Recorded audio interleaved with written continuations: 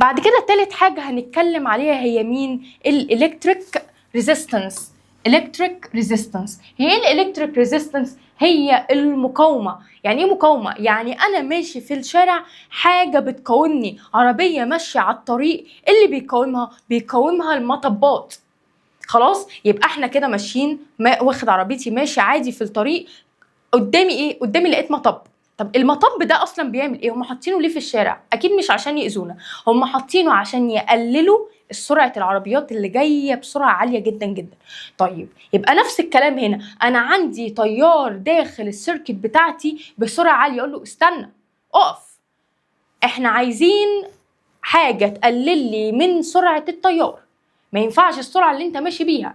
يبقى احنا محتاجين حاجه اسمها ريزيستنس، حاجه تقلل لي من السبيد اوف ذا كارنت، من شده التيار جوه السيركت بتاعتي. طب ليه؟ علشان ما يحصلش اي ضرر، عشان السيركت بتاعتي دي او الديفايس بتاعي ده ما ينفجرش.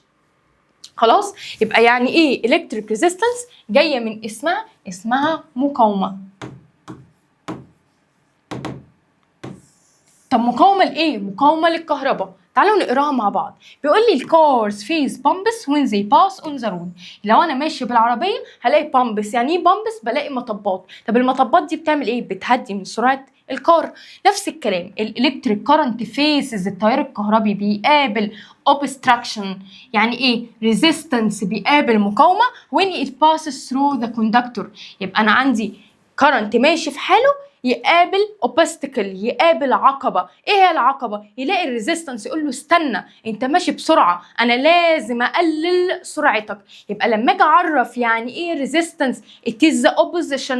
it is the opposition. يعني ايه opposition؟ هي المقاومه، هي الحاجه اللي بتقف في وش الالكتريك كارنت. يبقى it is the opposition that the electric current faces during its pass through the conductor. يبقى هي الحاجه اللي بتصد الالكتريك كارنت، تقول له استنى، اقف during its pass، وهو ماشي فين؟ في الكوندكتور او الواير بتاعي.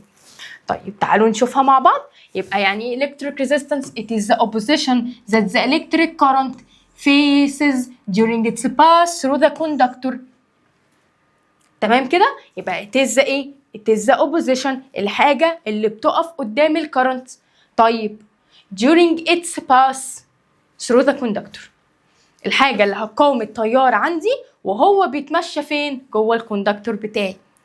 طيب بيقول لي the apparatus used in measuring electric resistance is the ohm meter. زي ما خدنا الأجهزة للcurrent intensity اسمه اميتر، للpotential difference اسمه فولت ميتر. طب بالنسبة للcurrent electric resistance اسمه الأوم ميتر. الأوم ميتر ده الابريتس اللي بيقيس لي مين؟ اللي بيقيس لي المقاومة بتاعتي. طيب بيقول لي طب الميجرنج يونت بتاعته بايه؟ الميجرنج يونت بتاعته بحاجه اسمها الاوم. حاجه اسمها الاوم. ده الالكتريك كارنت انتنسيتي كان مين؟ كان الامبير. طب البوتنشال ديفرنس كان الفولت. طب الالكتريك ريزيستنس كان بالاوم. طيب بيقول لي انا عندي تايبس للالكتريك ريزيستنس، عندي انواع، عندي تو تايبس. يا اما يكون عندي مقاومه جوه السيركت وتكون فيكسد، يعني عندي حاجة بتقاوم الإلكتريك كارنت بتاعي بس بتكون ثابتة، أو حاجة كمان، أو عندي variable resistance. تاني نوع عندي يعني مقاومة متغيرة. يعني إيه مقاومة متغيرة؟ يعني أنا اللي بعمل لها adjust. يعني إيه adjust؟ يعني أنا اللي بتحكم في المقاومة جوه السيركت. طب حلو قوي. طب سميتيها إيه؟ سميتها ريوستات. يبقى أنا عندي نوعين من الريزيستنس، فيكسد ريزيستنس، فاريبل ريزيستنس. فيكسد ريزيستنس، فاريبل ريزيستنس. طب الفيكسد ريزيستنس دي حاجة جوه السيركت ثابتة. طب بالنسبة للفاريبل ريزيستنس دي حاجة اسمها ريوستات، أنا اللي بعمل لها أدجست، أنا اللي بتحكم فيها. نعيد تاني. يبقى أنا عندي تايبس أوف إلكتريك ريزيستنس، عندي نوعين، عندي فيكسد، عندي فاريبل. طب الفيكسد بيبقى مقاومة جوه السيركت بتاعتي، جوه الدايرة الكهربائية بتاعتي، مالها ثابتة. يعني ايه resistance؟ يعني مقاومة. it is the opposition of the electric current passing through the conductor. يبقى حاجة بتقاوم الالكتريك current اللي هو ايه؟ التيار الكهربي بتاعي جوه ايه؟ جوه السيركت. يبقى عندي منها نوعين، يا تكون فيكسد ثابته، يا تاني حاجه تكون ايه؟ تكون variable. طب سمينا الفاريبل اسمه ريوستات. طيب تعالوا نشوف شكلهم. نلاقي الفيكسد ريزيستنس عامل زي ايه؟ عامل زي الزجزاج كده، ده بيبقى شكله جوه الدايره بتاعتي. طب بالنسبه للفاريبل ريزيستنس بيبقى برضو في زجزاج، بس الزجزاج فوقيه ايه؟ فوقيه سهم، يبقى زجزاج وفوقيه سهم. يبقى احنا نتكلم تاني على الريزيستنس. الالكتريك ريزيستنس قلنا عندي منهم نوعين، تو تايبس. اول تايب معايا فيكسد ريزيستنس. يعني ايه فيكسد؟ يعني ريزيستنس ثابت، يعني مقاومه ثابته، مقاومه اوبوزيشن للالكتريك كارنت، يعني بقاوم التيار بتاعي جوه الدايره بتاعتي. اقول له استنى، انت لازم يكون ليك سبيد معينه، لازم يكون ليك سرعه معينه عشان السيركت بتاعتي ما تتدمرش. طب بالنسبه للنوع الثاني اسمه variable resistance. طب الفاريبل resistance سميته اسم تاني اسمه الريوستات. طب ماله الريوستات؟ لا، الريوستات انا اللي بعمل له ادجست، انا اللي بتحكم فيه، وهنعرف الكومبوننتس بتاعته. يبقى انا اللي بتحكم فيه، انا اللي بتحكم في الريزيستنس، في المقاومه، ازودها او اقللها.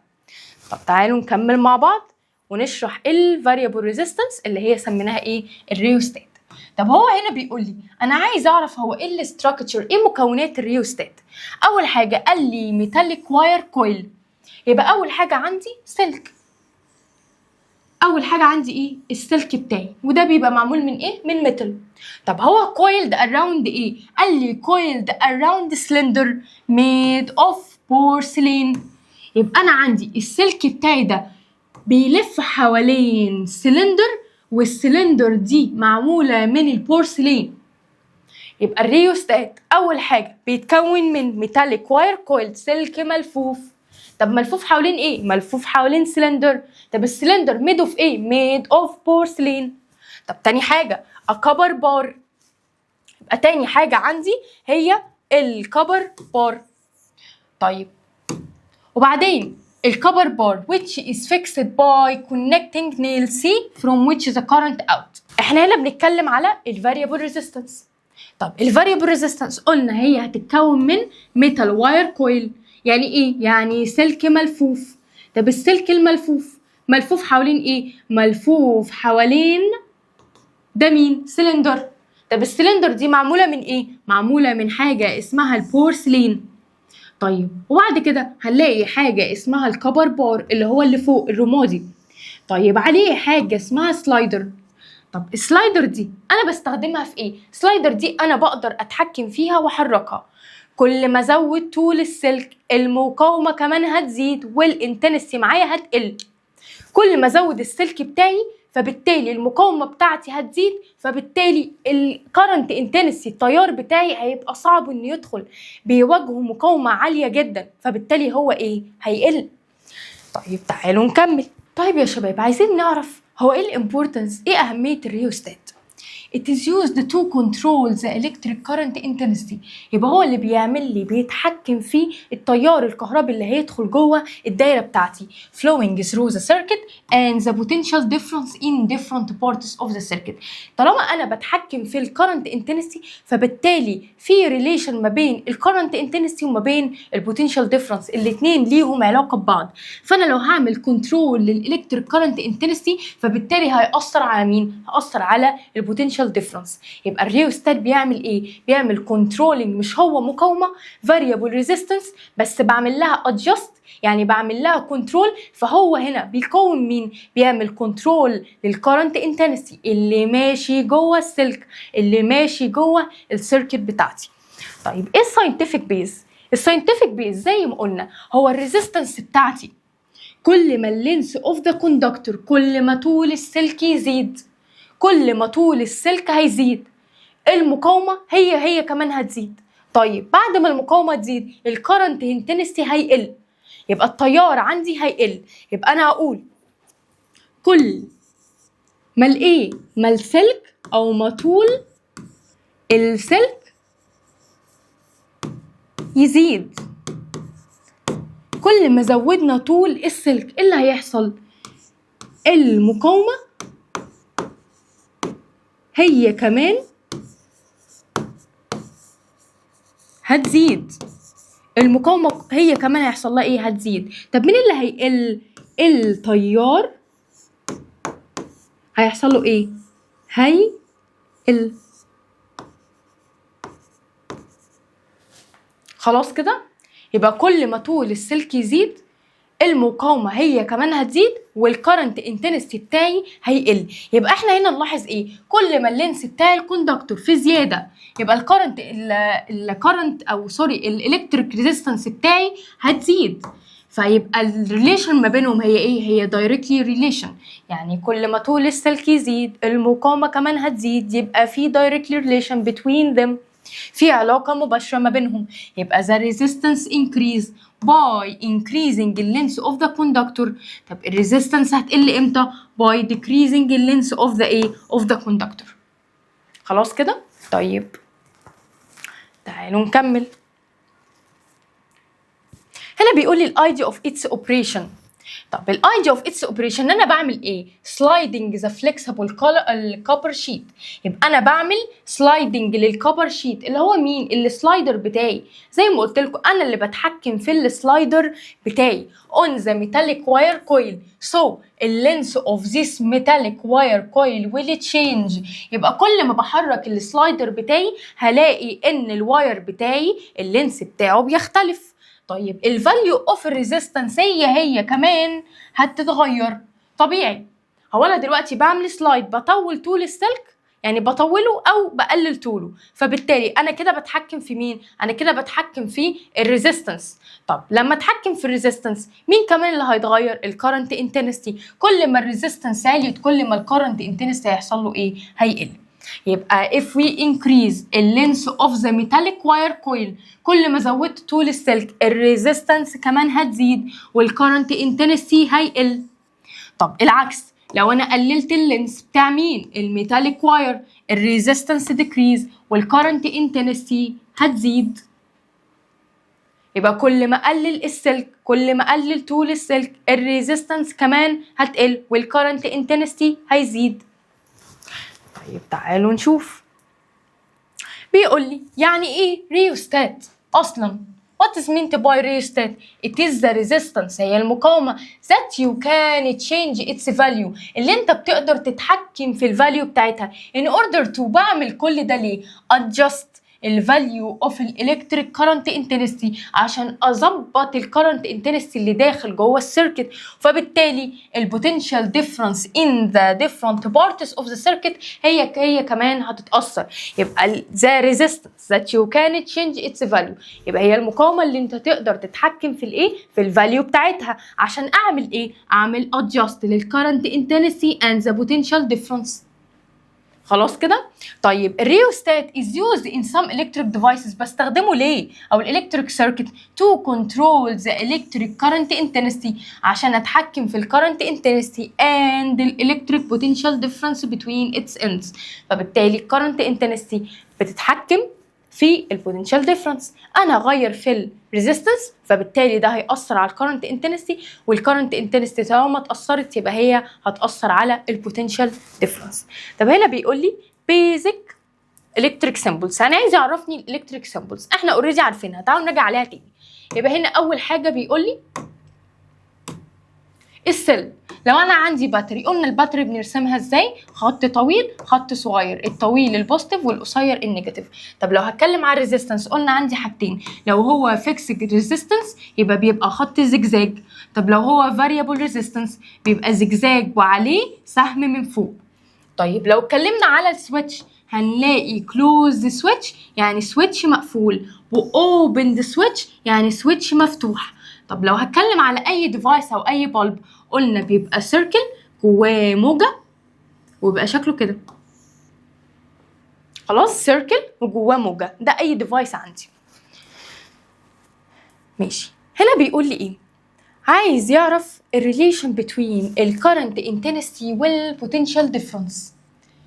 ايه ده؟ احنا عايزين بقى بما ان احنا اتكلمنا على current intensity واتكلمنا على البوتنشال ديفرنس وقلنا ان اي تغيير في الريزيستنس بتاعتي بتاثر على الكرنت انتنستي، صح كده؟ طيب لما الكرنت انتنستي بيتغير قلنا ده بيأثر على مين؟ على البوتنشال ديفرنس. جالنا عالم اسمه اوم طب اوم ده كان عايز يعرف، عنده فضول، طب بما ان الكرنت انتنسي بتاثر على البوتنشال ديفرنس، طب انا عايز اعرف الريليشن اللي ما بينهم، هل هي علاقه حب ولا علاقه كره، هل هي دايركت ولا هل هي انفرس، هل الاتنين بيعلوا مع بعض ولا هل الاتنين بينزلوا مع بعض، ولا واحد بينزل واحد بيطلع. كل الكلام ده ايه هنعرفه. يبقى احنا هنا بنتكلم على الريليشن between الالكتريك current intensity and the potential difference. سميناه في ايه؟ سميناه، حطينا الاتنين دول في حاجه اللي اسمها اومز لو. طيب تعالوا نقراها. يبقى انا كان عندي جيرمان ساينتست اسمه جورج سيمون اوم، هو discovered، اللي عمل discover يعني اللي اكتشف quantitative properties of electric current and also he discovered، هو اللي discover، عمل ايه؟ اكتشف ايه يعني؟ اكتشف الريليشن اللي ما بين، العلاقه اللي ما بين الالكتريك current intensity والبوتنشال ديفرنس، أو show the relation between electric current intensity and the potential difference. يبقى هو عمل لنا قانون اسمه Ohm's law. القانون ده بيعرفني relation between حاجتين، current intensity and the potential difference. طيب تعالوا نشوف كده، احنا عايزين نفهم حاجة. أول حاجة هو قال لي احنا هنعمل زي experiment بسيطة، بحيث ان احنا عايزين نعرف ايه الريليشن اللي ما بين الكرنت انتنسي والبوتنشال ديفرنس. قلت له طب انت هتعمل الاكسبيرمنت دي هتحط ايه عندك في السيركت؟ قال لي بص انا هحط ايه. اول حاجه راح حاطط الباتري بتاعتي، حلو. تاني حاجه راح حاطط السويتش بتاعي، والسويتش ايه؟ السويتش كلوزد عشان اقدر اقرا كرنت انتنسي. طيب بعد كده حط الريوستات اللي هو الفاريبل ريزيستنس. بعد كده حط ايه؟ حط ديفايس مثلا لمبه، وحط الفولت ميتر بارلل طبعا، وحط ايه؟ فيكسد ريزيستنس. سوري يا شباب، هو هنا ده الفيكسد ريزيستنس. احنا قلنا اي ديفايس بيبقى ايه؟ موجه جوه السيركل. يبقى هو هنا بيقيس ايه؟ بيقيس الفيكسد ريزيستنس. وراح حاطط ايه؟ حاطط الاميتر بتاعي. خلاص كده يبقى احنا عملنا اكسبيرمنت عايزين نعرف الريليشن بين الكرنت انتنسي والبوتنشال ديفرنس. طيب تعالوا نشوف. كونكت اول الكتريك سيركت كونسيستس اوف الباتري والريوستات والفولت والفيكسد ريزيستنس والاميتر اند الايه؟ اند كي. حط الحاجات دي كلها مع بعض. طيب كلوز ذا كي، واقفل الكي. زين ديترماين الريدنج. احنا هنا عايزين نركز على ايه؟ عايزين نركز على الريدنج بتاعت مين؟ الريدنج اوف ذا بوتنشال ديفرنس بتوين التو تيرمينالز بتاع مين؟ الفيكسد ريزيستنس. يبقى احنا بنقيس الفولت بتاع مين؟ الفيكسد ريزيستنس. طيب اند الريدنج اوف ايه؟ الاميتر. وعايزين برضو نعرف الريدنج اوف الاميتر اللي هيمشي جوه الايه؟ السلك بتاعي. طب وبعدين قال لي طب احنا هنا حاطين اصلا variable resistance ليه؟ عشان نعمل تشينج للميتال واير كويل. احنا هنفضل نغير في الايه؟ في اللينس بتاع الكويل بتاعي، في الواير بتاعي. كل ما اغير في اللينس على حسب انا هطوله ولا اقلله. طولته الريزيستنس هتعلى، في الالكتريك كارنت هتقل. طب قللته فالريزيستنس هتقل، فالالكتريك كارنت ايه؟ هيعلى. فاحنا في الاكسبيرمنت دي كل اللي احنا بنعمله احنا بنغير في الريوستات بتاعي، في السلايدر بفضل اطول في السلك واقلل في السلك. طيب بعدين قال لي repeat ال previous step several time. افضل عيد بقى في الموضوع ده كذا مرة. عشان نعمل ايه؟ عايزين نعمل calculation للايه؟ الفاليو اوف ال V على ال I. عايزين نعرف ايه الريليشن ما بين البوتنشال ديفرنس والكرنت انتنسيتي. طب اول حاجة لاحظنا ان الفولت ريدنج، الفولت ميتر قرا ايه؟ قرا 2. تاني مرة قرا 4. تالت مرة قرا 6. رابع مرة قرا 8. طب بالنسبة للأميتر لقينا 0.2 0.4 0.6 0.8. طيب لما جينا نعمل ريشيو ما بينهم لقينا أول واحدة ب 10، تاني واحدة ب 10، تالت واحدة ب 10، رابع واحدة ب 10. طب أنا من خلال القراية أنا لاحظت حاجة، إن كل ما كان الفولت ميتر يعلى يعني قرايته تزيد. هنا في كل مرة كانت بتزيد 2. طب نلاقي الاميتر هو كمان ايه؟ بيزيد.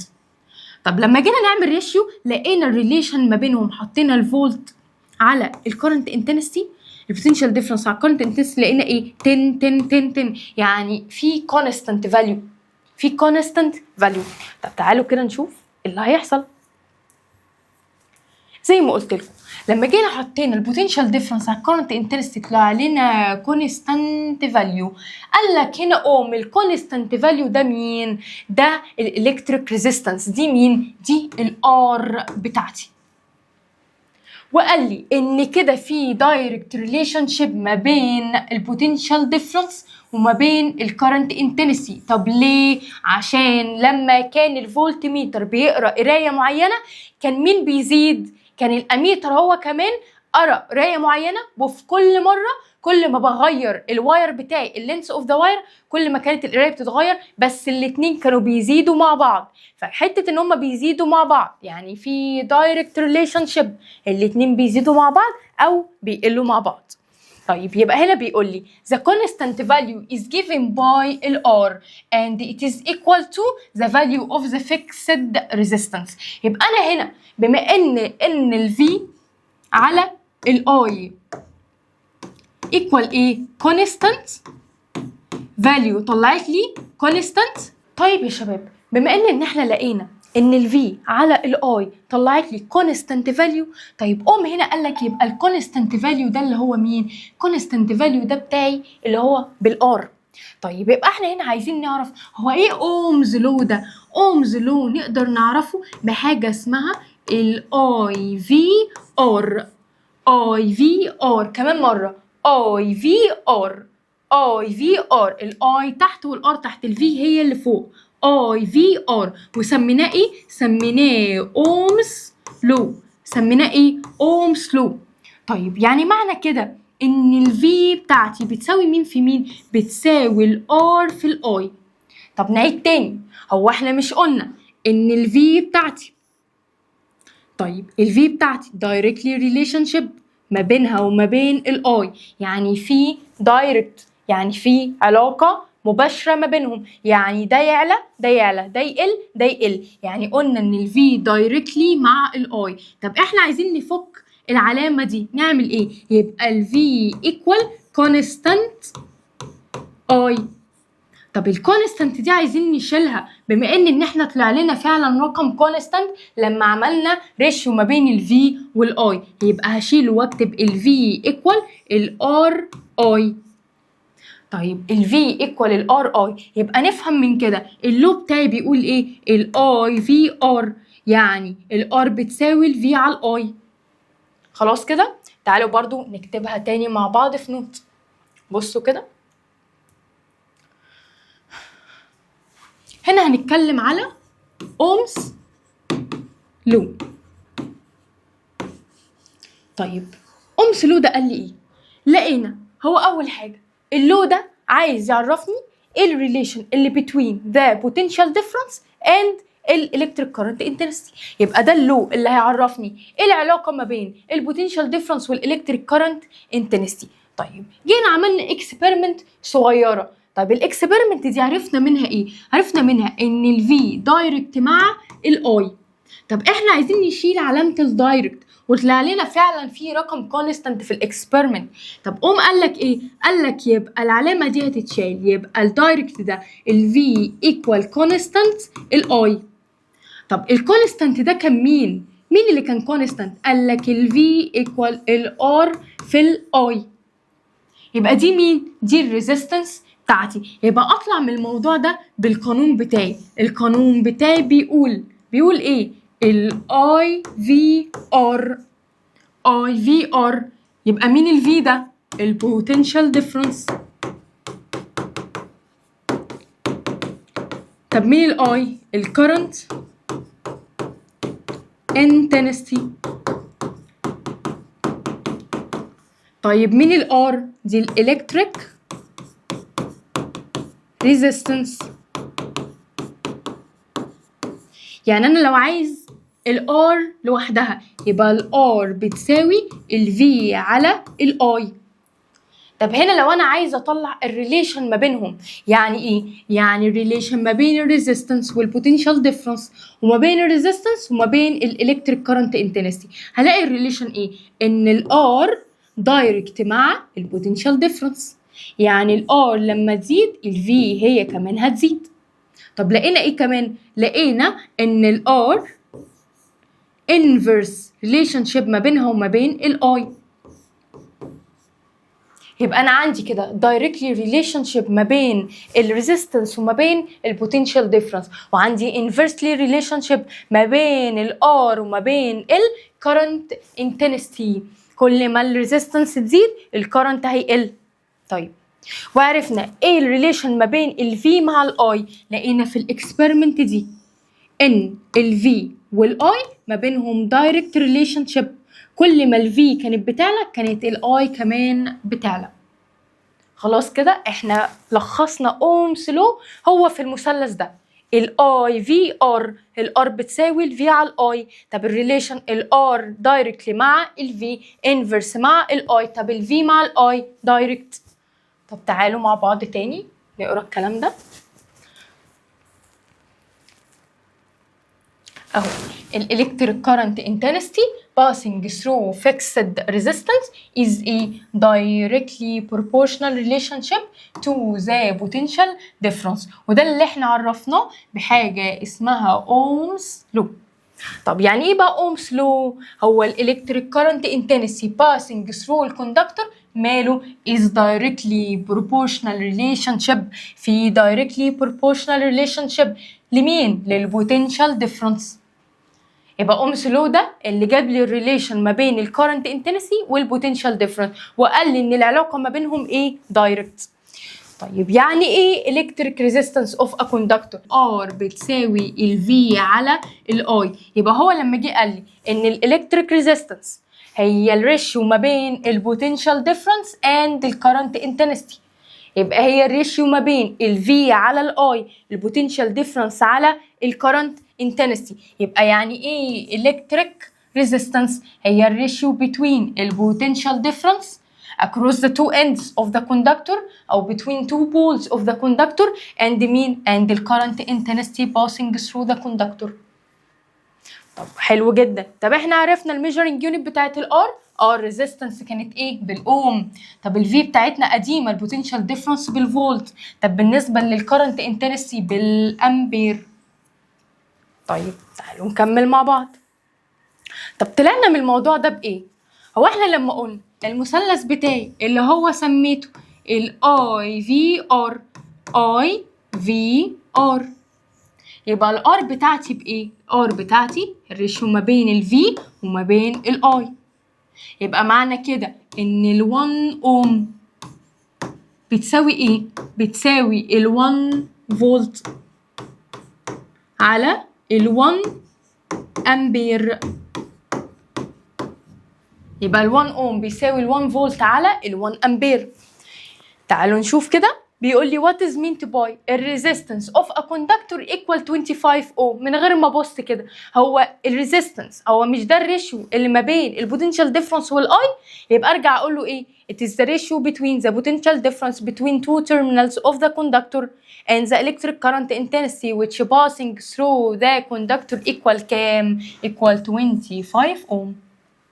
يبقى انا من المثلث بتاعي بقدر اخرج كل الديفينيشنز بتاعتي من غير حفظ، لانك لو حفظت هتتلخبط. يبقى نرسم التريانجل بتاعي صح، نعرف الميجرنج يونت بتاعتنا صح، هنقدر نجيب ايه؟ الديفاين بتاعي بمنتهى السهوله. طب هنا بيقول لي يعني ايه اوم؟ تعالوا نرسم نفس التريانجل بتاعي اللي هو ايه؟ الاي في ار.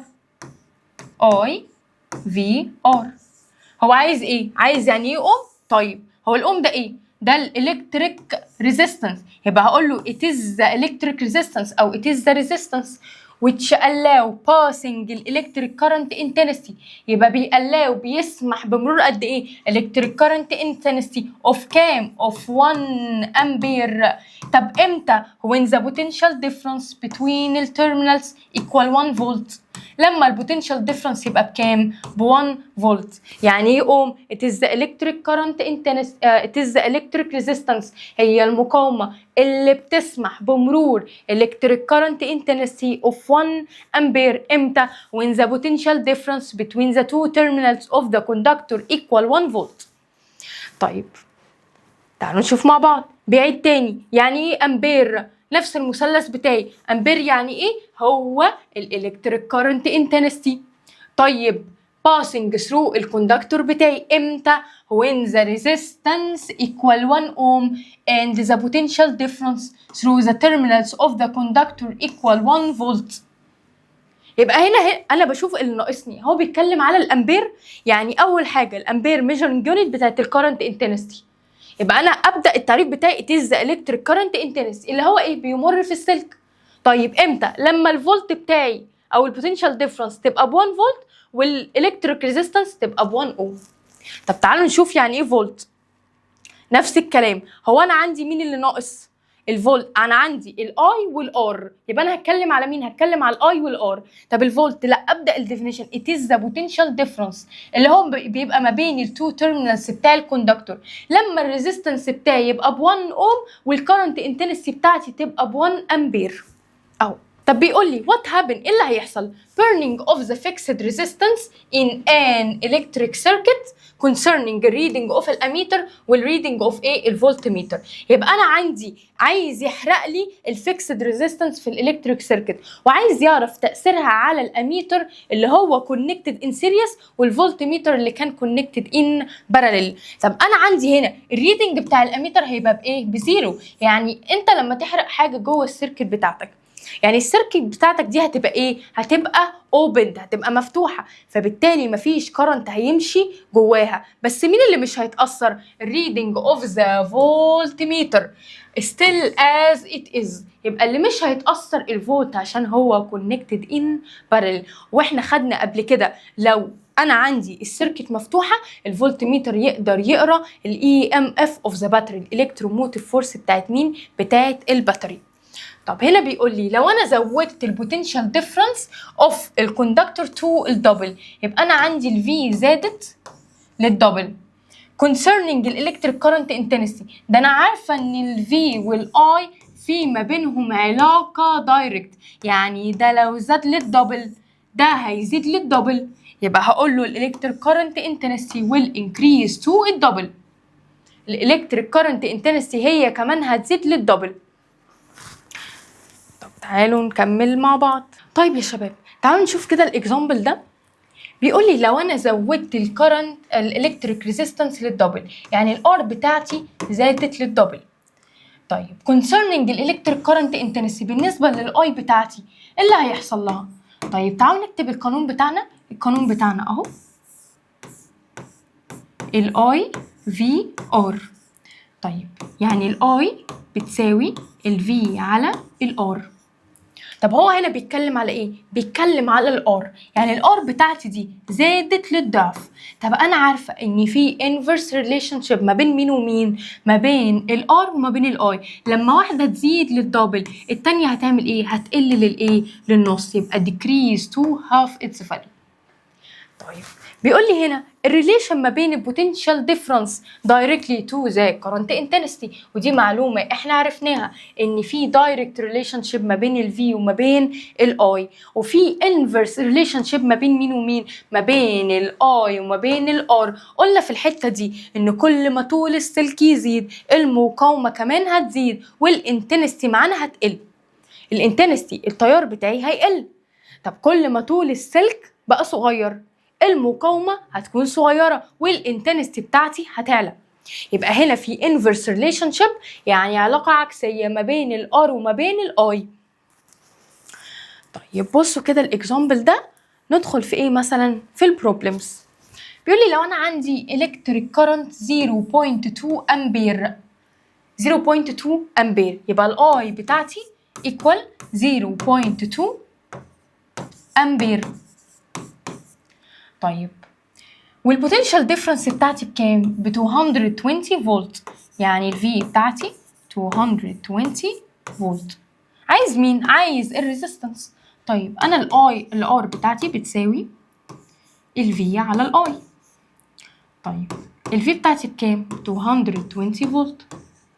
طيب الاي بتاعتي بكام؟ ب 0.2 امبير. هيطلع بكام؟ هيطلع ب 1100 اوم، اللي هو 1100 اوم. طيب بصوا هنا كده جايب لي ايه؟ جايب لي مثلا الاكزامبل ده بس هنا جايبهولي بالرسمه بتاعته، يعني مش جايبهولي ريتن، مش مكتوب، بس هنا جايب لي ان الاي بتاعتي ب 2 امبير. يعني هنا بيتكلم على الايه، على الاي، الكرنت انتنستي. وهنا جايب لي الفولت، يبقى هو هنا كان بيقيس ايه، بيقيس البوتنشال ديفرنس. يعني الفي بتاعتي ب 10 فولت، وعايز يحسب ايه، عايز يحسب الريزيستنس بتاعتي. طب بما ان الار بتساوي الفي على الاي، يبقى ال 10 على ال 2 اللي هي هتساوي ايه، هتساوي 5 اوم. طيب تعالوا نشوف دي كده، دي اندايركت شويه. بيقول لي عايز الكوانتيتي اوف التشارج، يبقى هنا بيتكلم على ايه، بيتكلم على الكيو، محتاجها through a conductor لما الريزيستنس بتاعتي كانت كذا. طب الريزيستنس بتاعتي بكام؟ ب 1000 اوم. طيب for 30 minutes مديني التايم بالمينت، اسيبه؟ لا مش هسيبه، احوله لايه، للسكند، يبقى المينت تايمز 60. طيب if the potential difference بكام؟ ب 220 فولت.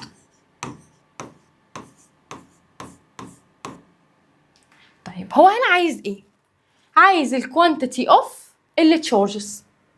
طب حلو، طب انا عايزه اطلع، انا معايا ار ومعايا في، يعني انا يعتبر بتكلم في قانون اوم، بتكلم في قانون اوم، معايا الار ومعايا الفي، يبقى الاي في ار. يبقى انا محتاجه اجيب ايه، محتاجه اجيب الاي. تعالوا نجيب الاي مع بعض، هتساوي الفي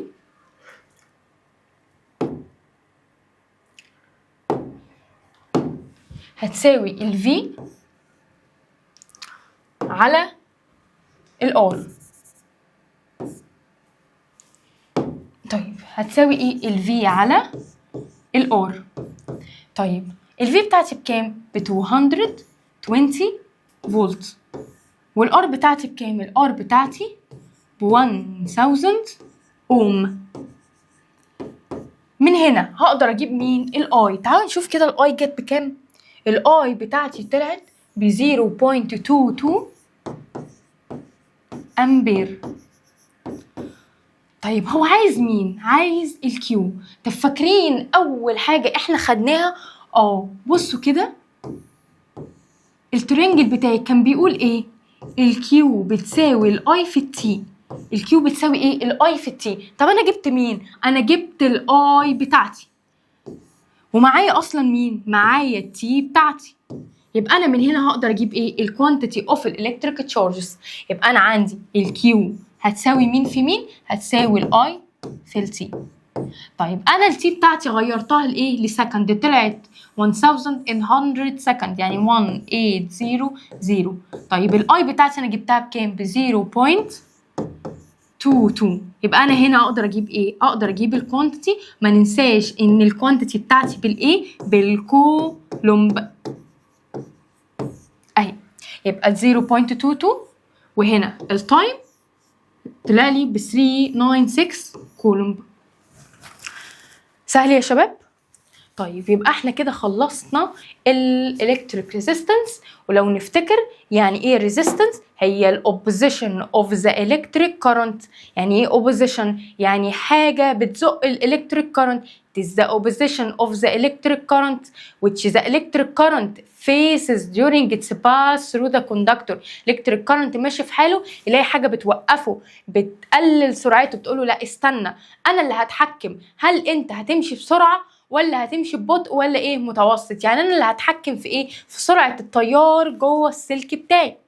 يبقى احنا كده فهمنا يعني ايه current intensity، شدة التيار. فهمنا يعني ايه potential difference، الwork done to transfer، ان انا انقل الكهرباء منين؟ من الهاي بوتنشال لللو بوتنشال. يبقى لازم اعمل work عشان اقدر انقل الكهرباء بتاعتي من المكان اللي فيه كهرباء كتير للمكان اللي فيه كهرباء قليلة. طب عرفنا يعني ايه electric resistance، هي المقاومة اللي بيقابلها الالكتريك current وهو ماشي جوه السلك. وبكده يا شباب نكون خلصنا الليسون بتاعنا، يا رب يكون سهل. ولو في اي مشكلة زي ما قلت لكم زورونا في جروب الواتساب، وما ننساش نعمل سبسكرايب وشير ولايك للفيديو عشان يوصل لكل اصحابنا. لو في اي مشكله او اي حاجه صعبه بالنسبه لك وانت بتحل اكتبها لي في الكومنتس. لو عندك اي سؤال او استفسار برضو اكتبه لي في الكومنتس. اشوفكم على خير المره الجايه. باي باي.